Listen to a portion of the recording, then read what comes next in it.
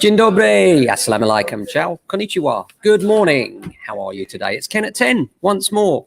Hope you're doing well today. If you haven't been here before, then welcome. Thanks for joining us. And if you're returning, well, thanks so much for coming yet again to see what's going on here in the world of property.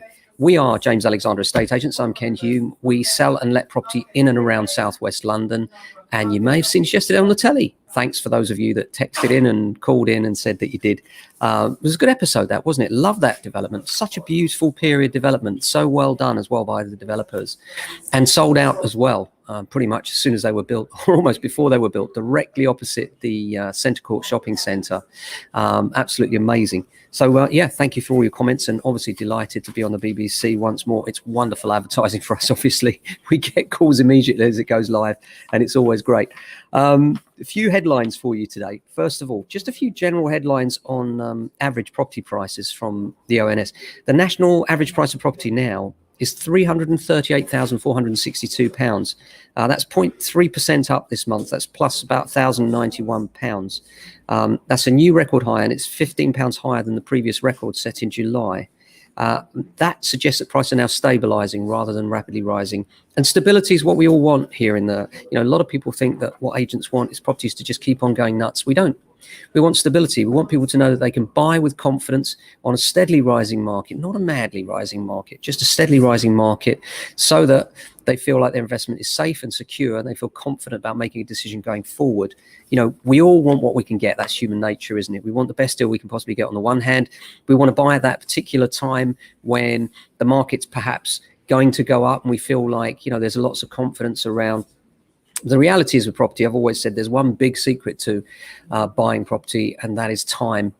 What I mean by that is that whenever you buy, if you sit on it for long enough, you'll find meteoric price rises. That's the history of the property market in the UK, and fortune favours the brave. Those that are prepared to go in and offer earlier tend to sit on things for longer, and then find that they've got bigger equity. And when you actually look back, even if you consider that you paid top dollar at the time, quite often you'll look back and think, well, I wish I could buy another 10 of those now at that price. So just in terms of general articles, there's one in City AM today. Property transactions are up by almost 1/3 in August. It's probably not surprising, this, given that there is a small incentive across the UK, not so significant here in London, but obviously we have the stamp duty incentive up to the first 250,000 if you're not a first-time buyer. The reason I say if you're not a first-time buyer is that if you're a first-time buyer, there is no duty anyway. So this is only for people that are buying for other purposes. And the article reads, they're up by 1/3. The seasonally adjusted estimate of residential transactions was 98,300. That's 32% higher than in July. This is HMRC data. The number of transactions was up 20% higher than August as well, 2020. So it's 20% over the same period last year, which is hardly surprising given where we are and where COVID was in August last year. Buy-to-let landlords face pandemic woes. Well, this is something that's in the Express. They love a scandal headline. I mean, what we found is that the market has been incredibly resilient right the way through the pandemic. And it goes on to say buy-to-let landlords have been hit hard by the pandemic, with 1/3 having to offer rent reductions to help struggling tenants, and losses could mount once the furlough scheme winds up at the end of this month.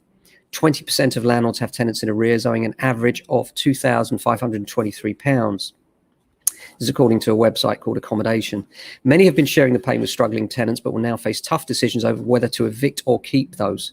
Buy-to-let has become harder, no doubt, it says, and that's quite right. After successive chancellors launched a tax purge on the sector, investors now pay a 3% stamp duty surcharge, of course, and on top of that, we've seen wear and tear allowances cut. No longer is there any higher rate tax relief on your interest payments, and rising property prices, of course, have also increased costs for new buy-to-let investors.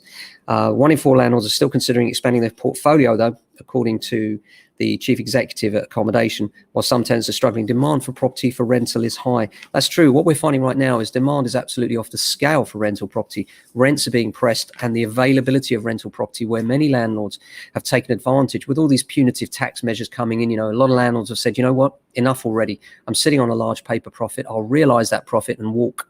And so that's led to a huge shortage in our area and new instructions coming on for rental. And this in turn is leading to rent increases for new instructions, and we're finding literally everything that comes to market there's huge competition for, and this is driving prices. Apparently as well, British expat buy-to-let investors are increasingly admitting tax evasion.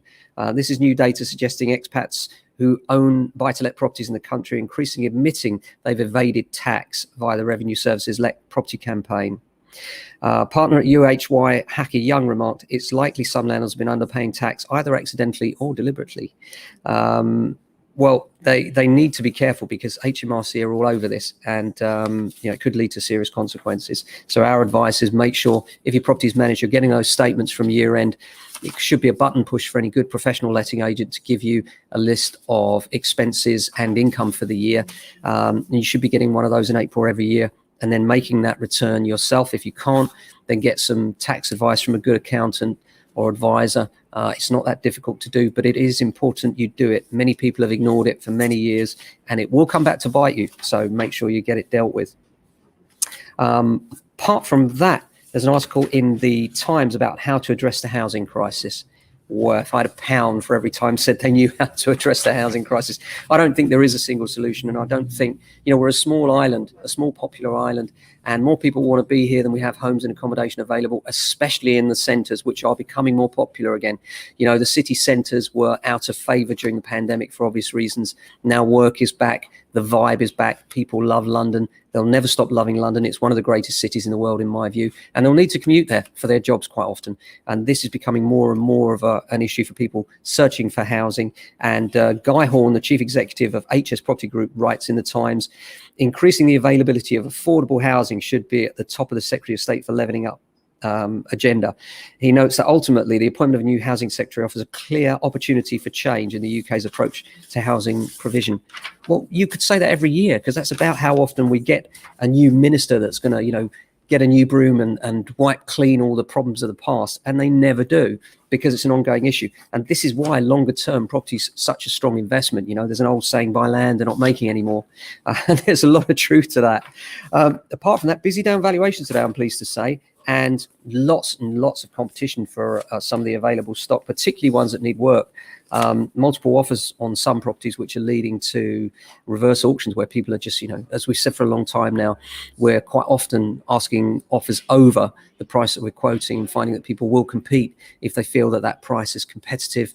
And this is often leading to prices that are surprising us when we finally look back at, the estimates versus what we've actually got. So it's a busy market out there. The window for selling, if you're thinking of selling your home right now, it closes quite quickly in the winter. When we get to about mid-October, it starts to shut off a little bit quickly, gets darker, colder. People are not quite so keen to come out. You're left with the investors, the buy-to-let investors and the like. Of course, they're always there, and the cash buyers. But if you want the best possible price, you want the homeowners, the people that are going to live and occupy there.